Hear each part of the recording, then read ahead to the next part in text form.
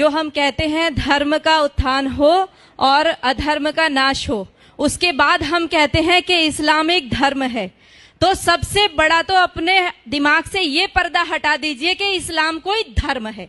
ये बिल्कुल शुद्ध एक राजनैतिक आंदोलन है जो कि अरब से चला है और पूरे उसमें घूम रहा है।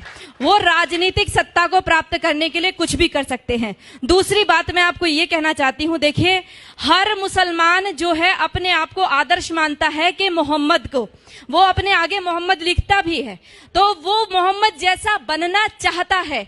मैं आपसे बस ये विनती करती हूँ कि आप एक बार मोहम्मद का चरित्र जरूर पढ़ें।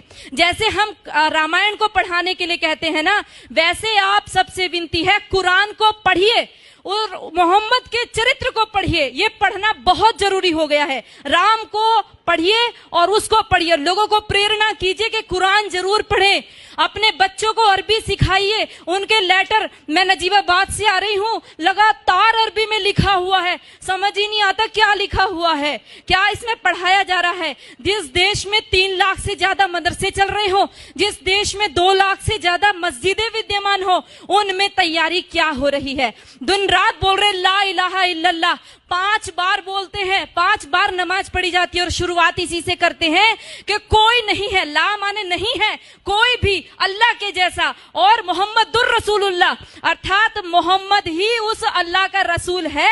इन 2 के अलावा और किसी को हम पूजेंगे नहीं, मानेंगे नहीं। अब ये बता दो, जिस व्यक्ति को 5 बार लगातार यही बताया जा रहा हो, दिन में 5 बार जब बताया जाता हो, तो उसकी मेंटलिटी क्या बनेगी। वो सीधे आपके ऊपर तलवार लेकर के खड़ा होगा। और ये केवल, ये तो अजान है, नमाज अलग होती है, ये अजान है। आओ आओ, अपनी नींद को छोड़ करके आओ, बैठो यहाँ। उसके बाद एक मौलवी बोलता है, एक मौलवी के इशारे पर सब झुकते हैं, खड़े होते हैं। उसके बाद वो वहां पर आयतों का पाठ होता है, और आयतें हम क्या समझते हैं, जैसे हम मंदिर में घंटा बजाए आते हैं, वैसे उनकी नमाजें चल रही हैं। बिल्कुल गलत सोच है। वो नमाज इसीलिए पढ़ रहा है कि हमारा विनाश करना है।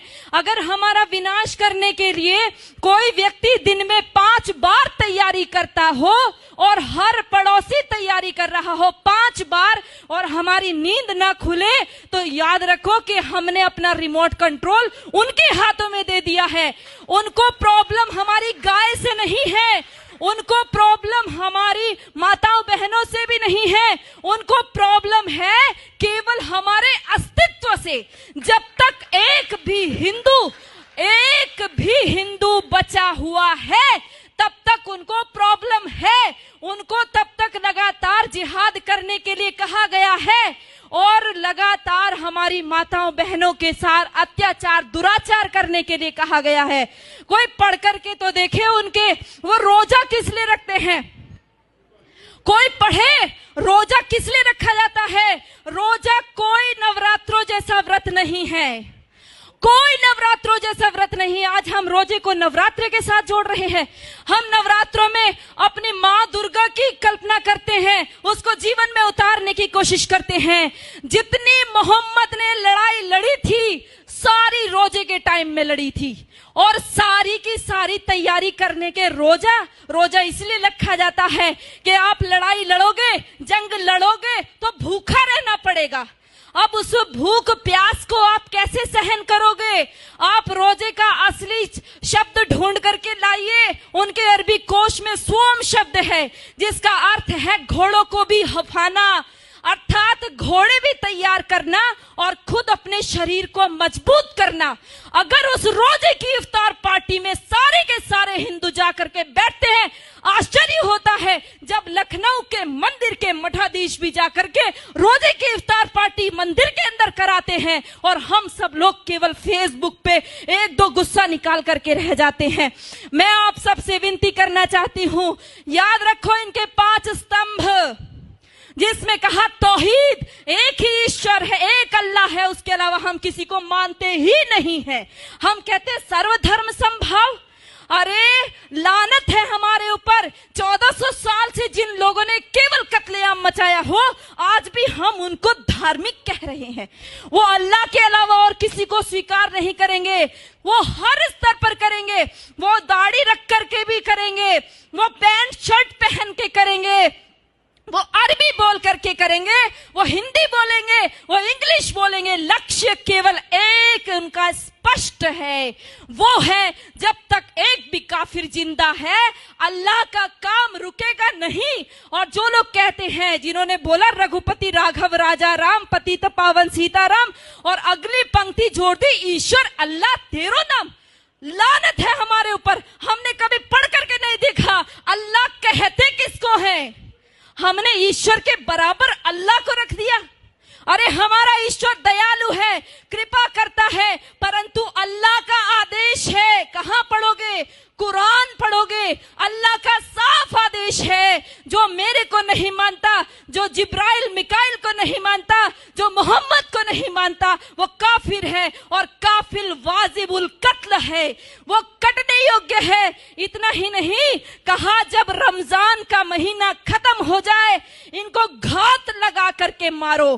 पढ़ो सूरा तौबा, पढ़ो सूरा अल बकरा, सारी की सारी कुरान की सारी ये आयतें पढ़ करके देखो, आपको साफ स्पष्ट पता चल जाएगा।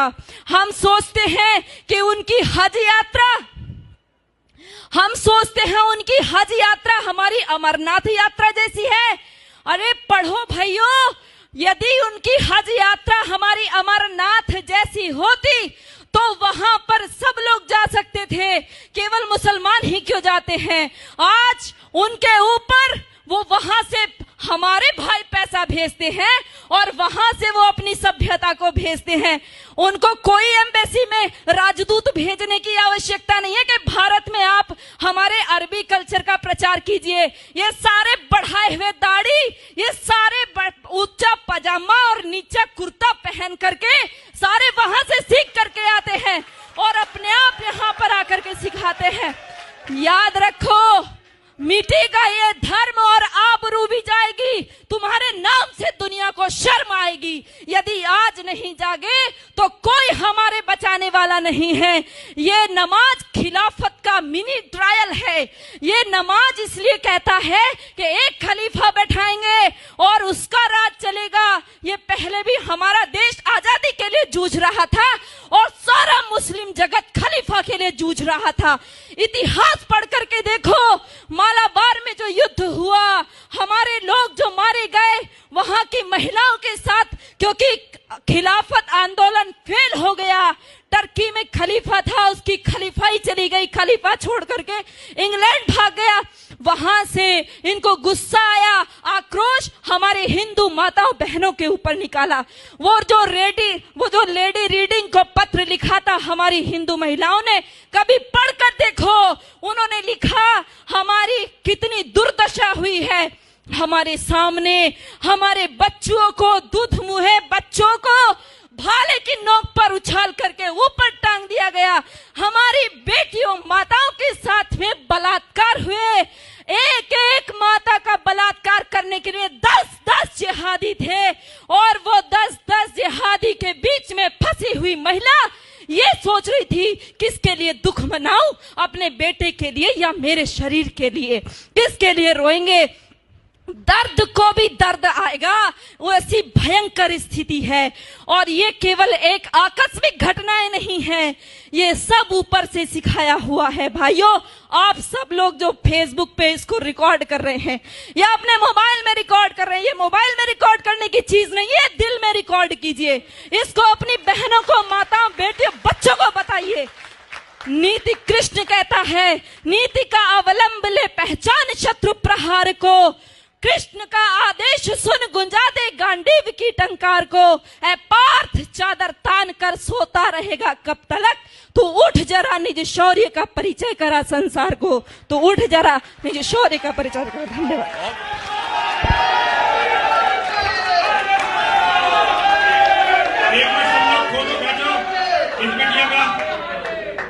बेटा, ये हमारी माला जो है ये पूरी सोने की नहीं है। इसमें जितनी मिलावट हो सकती है उतनी मिलावट होती है। 1 तोले सोना इसमें होता है, बाकी मिलावट होती है। लेकिन हमें इसे बनवाने के लिए बड़ी मेहनत करनी पड़ती है। और यतिमा चेतनानंद सरस्वती जो तुम्हें अपने हाथ से इसे दे रही है ना, तुम जैसी बेटी जिस माँ ने पैदा की है, ये उसका सौभाग्य है। पिता ने तुम्हें जन्म दिया है, ये उसका सौभाग्य है। तुम्हारी जैसी बेटी होना ये किसी भी व्यक्ति के लिए इससे बड़ा सौभाग्य नहीं हो सकता। मैं तुम्हें नमन करता